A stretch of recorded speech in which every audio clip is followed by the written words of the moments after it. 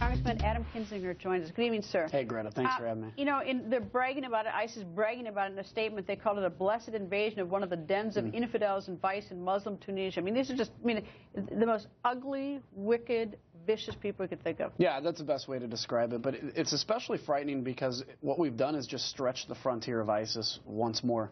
Remember about a month ago you had the beheading of the Coptic Christians, and we kind of woke up to the fact that ISIS was in Libya, and that was frightening enough.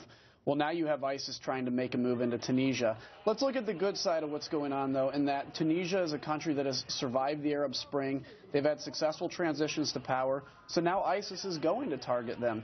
In many cases, you've had people, I think 3,000 people leave ISIS to go fight as terrorists in Syria and Iraq. That's because they couldn't get traction in Tunisia. So this is especially important now for the United States and the Western allies to partner with Tunisia to say, you've been a great example of what's worked in North Africa and the Middle East, and we're going to help you to get through this time. All right, who's winning, ISIS or everybody else? Well, look, ISIS is definitely on the march. All right, well, so maybe it ought to be a time we ought to all sort of rethink what we're doing. Yeah. I mean, how many more people do we have to see slaughtered as these cowards cover their face up and go in with these automatic weapons and kill people, and the tourists are armed with cameras? Yeah, and how many more countries are going to have to fall prey to ISIS terrorist attacks? And when is it, God forbid, going to come to the United States, go to Europe, other places? They've been, basically swallowing up a country a month, it looks like. So we've got to stop the momentum of ISIS, military, CIA, everything like that, and then advisors on the ground in Iraq to be able to blunt their movement and say to anybody that looks at joining ISIS, this is probably going to cost you your life, so put that into your calculations. I'd actually like to hear from President Obama from the Oval Office on this. I mean, I think we have gotten to the point where, the nation needs to know, what are we doing? I mean, we can't look the other way. I mean, like, look at during World War II, how many nations looked the other way as the most incredible atrocities. That Holocaust was going on. I mean, this is literally, people are getting slaughtered day in and day out, complete innocence. I mean, shouldn't we at least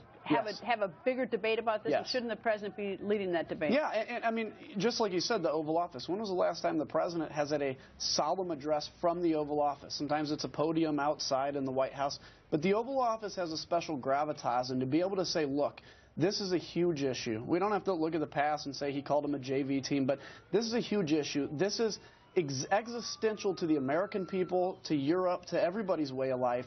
We're going to address this head on. It may be that he is working 24/7 on this. And I suppose because the president's often, and we oftentimes don't know what a president is doing.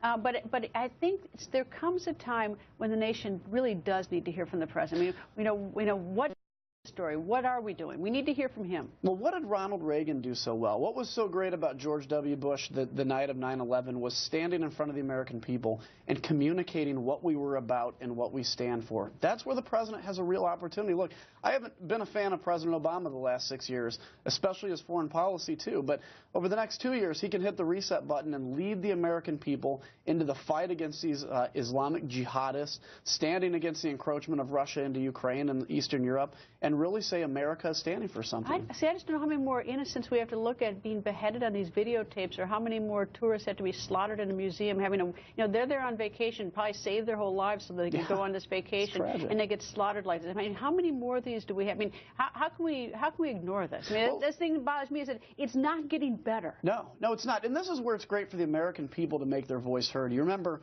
when you had the Sinjar Mountain and everything going on in Iraq, it took American public opinion, frankly, leading the president. It became 70% of Americans support airstrikes.